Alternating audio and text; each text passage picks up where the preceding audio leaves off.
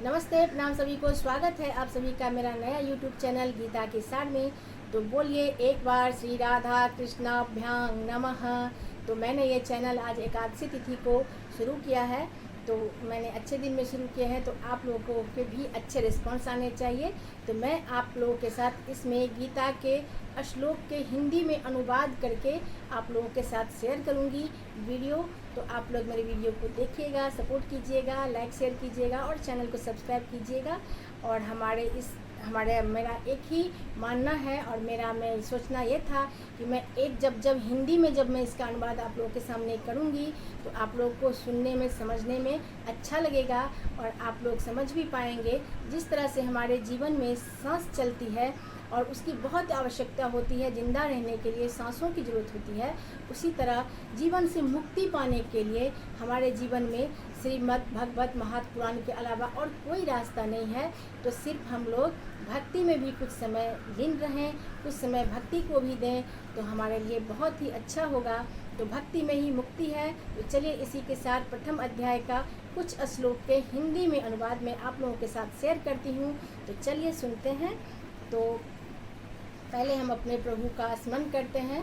तो चलिए, नमो भगवते वासुदेवाय श्रीमद्भगवत महात्म्यं कृष्णं नारायणं वन्दे कृष्णं वन्दे ब्रजप्रियं कृष्णं द्वैपायनं वन्दे कृष्णं वन्दे विधासुतम्। अथा प्रथमो अध्याय। तो प्रथम अध्याय में आज मैं आपको बताने जा रही हूँ कुल 5 श्लोक का हिंदी अनुवाद। तो चलिए, प्रथम श्लोक का हिंदी अनुवाद है।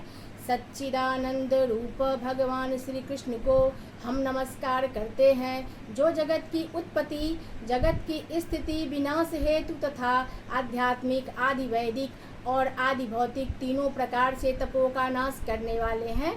तो ये हमारे प्रथम श्लोक का अर्थ था।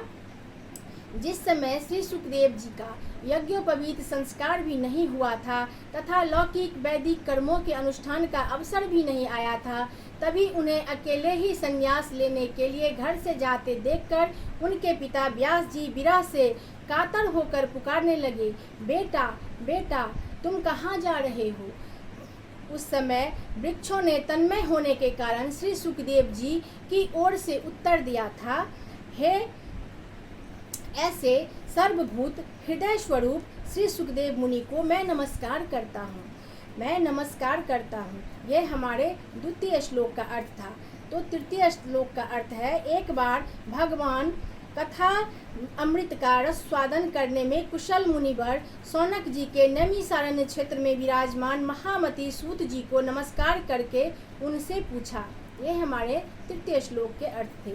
तो शौनक जी बोले, सूत जी आप ज्ञान अज्ञान अंधकार को नष्ट करने के लिए करोड़ों सूर्य के समान हैं। आप हमारे कानों के लिए रसायन हैं।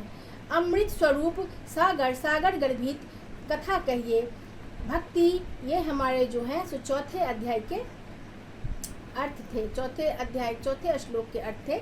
भक्ति, ज्ञान और वैराग्य से प्राप्त होने वाले महान विवेक की वृद्धि किस प्रकार होती है तथा वैष्णव लोग किस तरह इस माया मोह से अपना पीछा छुड़ाते हैं। यह हमारे 5वें श्लोक का अर्थ था।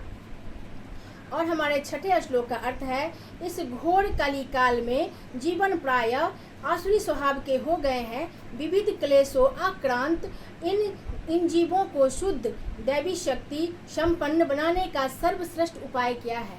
ये सब सवाल शौनक जी ने सूत जी से पूछा था।